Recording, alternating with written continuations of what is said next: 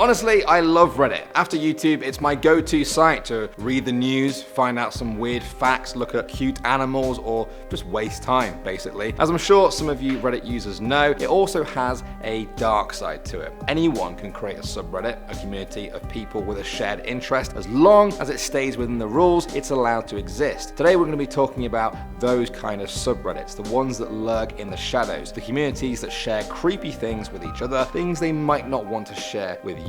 Let's see. My name is Danny Burke, and this is the top 10 scary subreddits to keep you up at night. Starting off at number 10 now, we have Unresolved Mysteries. I absolutely love this one. You guys may have heard of it. It's quite a popular subreddit with almost 500,000 subscribers. Every one of those people is fascinated with creepy, old, unsolved mysteries. Many of them involve missing people or cold case murder victims. The stories themselves are very interesting to hear. Some people enjoy the challenge of figuring out what happened, almost as if they're a detective in real life. Now you may think this is futile, especially if the case has been cold for 50 years, but sometimes it works. There have been occasions on this subreddit where people seem to have helped solve crimes from decades ago. One example is the Strongsville Jane Doe, a woman found dead in 1975 whose murder police just couldn't solve. Some Redditors got digging, and amazingly, one of their investigations helped actually solve who the woman was. Of course, this is a rare and happy occasion. Next up at number 9 now, we have No Sleep. This subreddit describes itself as a place for realistic horror stories. Everything is true here, even if it's not. It's been around for years now and has become quite the hub for people to share horror stories that blur the line between truth and fiction. One of the scary things is though, despite the fact that many of the stories are fictional, some of them are definitely true. The famous one being The Smiling Man, that eventually got made into a short film, which is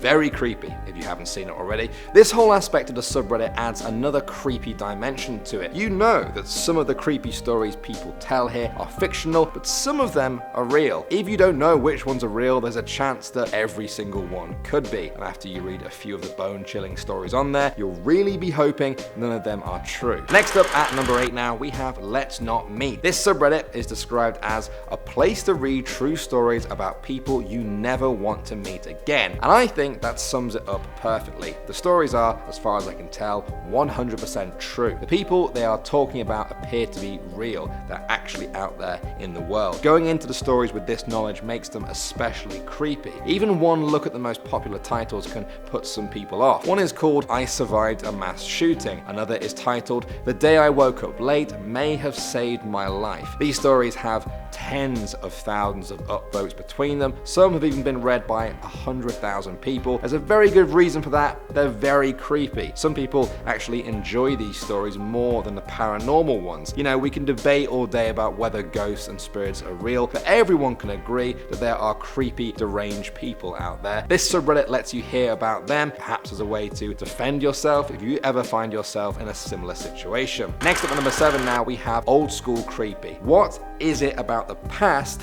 that just makes things seem creepier? It seems that the further back we go, old pictures and videos just have a kind of uncanny feel to them, as if the security and comfort we find in our modern age just wasn't around back then. Do you know what I mean? If you do, then you may love this subreddit. Despite only having 31,000 subscribers, it's produced a lot of creepy content, often from people's home collections. There's one of a guy's auntie holding human bones she found in her garden. Then there's the famous image of the Mickey Mouse Club in the 1930s, and that's just the tip of the iceberg. If you're the kind of person that finds images from before you were born kinda unsettling, you'll love this, or hate this, or love it and hate it. Just check it out. Moving on to number 6 now, we have glitch in the matrix. A glitch in the matrix has become a phrase used to describe something not quite right in the world. A small detail that you just can't stop thinking about. Something that goes against all logic and reason. Perhaps you saw the same person get off and on the train at the same time. Perhaps you sometimes see an old woman turn the corner of a road and then just disappear. These are glitch in the matrix stories. Things that don't seem creepy at first, but really are when you compare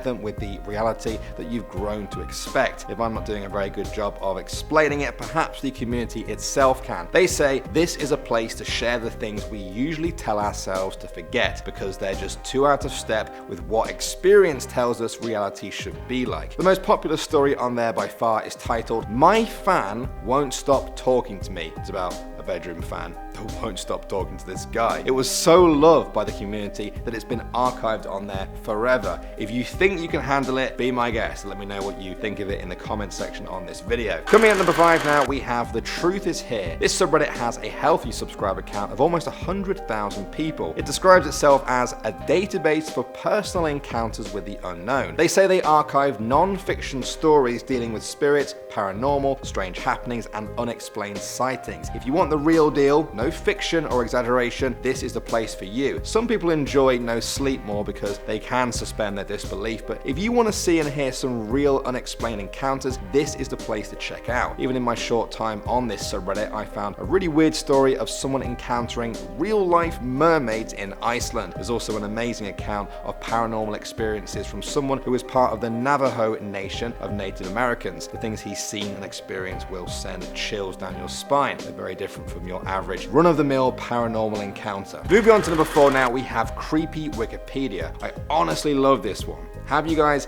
ever got lost on Wikipedia before? You click one article, it mentions another one, you click that, you're on another one. Soon, you're tumbling down a rabbit hole, reading things that you never even wanted to read. Sometimes people have stumbled across articles that will send chills down your spine. They're the kind of articles that nobody would actually search for. You just kind of have to end up there. Well, when that happens, the people of Creepy Wikipedia share what they find with everyone else. This way, you can go straight to the good stuff without having to fall down a rabbit hole yourself. This one is not for the faint-hearted, guys. I'm not kidding. Unlike YouTube, Wikipedia has much looser rules on what can or can't be talked about. You have been warned. Next up at number 3 now, we have The Three Kings. This is a small subreddit for creepy rituals. You know the ones I mean. They usually involve mirrors, a dark room, perhaps a candle, and chanting certain words or phrases over and over again. If done properly, some say these rituals can reveal spirits, demons, or other kinds of paranormal beings. Subscribers to this subreddit share the ones they've heard about and the ones they've tried, and also feedback from others when they do it themselves. Because of the copying nature of this, some refer to this as ritual creepypastas, a play on creepypasta, which is where people copy and paste scary text stories. Many users argue that the point of the rituals aren't to scare people or summon spectral beings, but to help them explore the inner workings of their mind. Perhaps this is actually what scares people though. When people delve into their own minds in the middle of a room by themselves at night,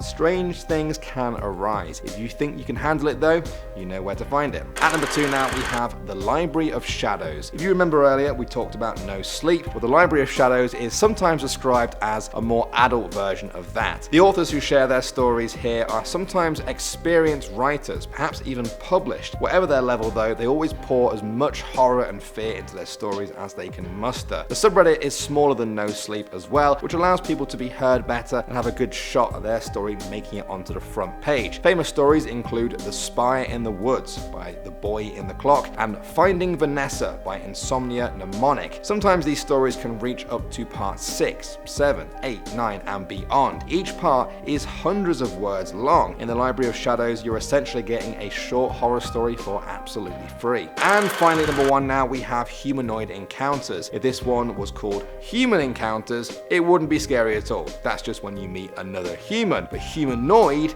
that's creepy. This subreddit is a place for encounters with beings who resemble humans but are just a little bit off. Have you guys ever experienced this? Have you ever met someone who seems like a normal human but there's something very inhuman about them at the same time? I'm not talking about them being a bit weird or eccentric, that's fine. I mean a feeling deep in your chest that the person in front of you isn't human. Of course, that doesn't mean the feeling is right, but this subreddit contains some very creepy stories from people who have experienced that feeling. Some of the stories are written with a presumption that the people in question are actually aliens. Now, maybe they are. Maybe they aren't. That's not really the point. It's the stories that matter, the journey, and as scary stories go, Humanoid Encounters has some of the best I've seen. Alright guys, we've finished another scary video. Were you creeped out? Are you about to be creeped out? If you go and check out these subreddits, let me know. Also let me know if we're doing too many scary things. I know some of you have wanted a little bit of a break. What kind of more light-hearted, non-scary videos would you like to see on the channel?